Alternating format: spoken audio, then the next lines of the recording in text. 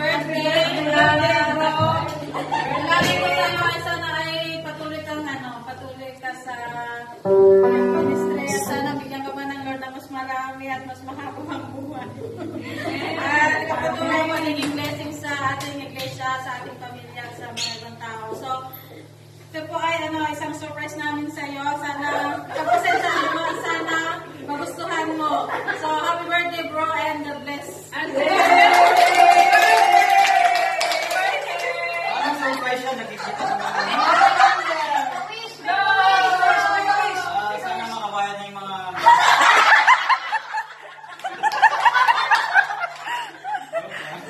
Magbayad na.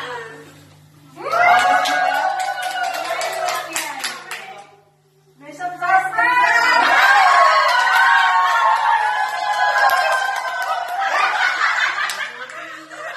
Itong mga tao.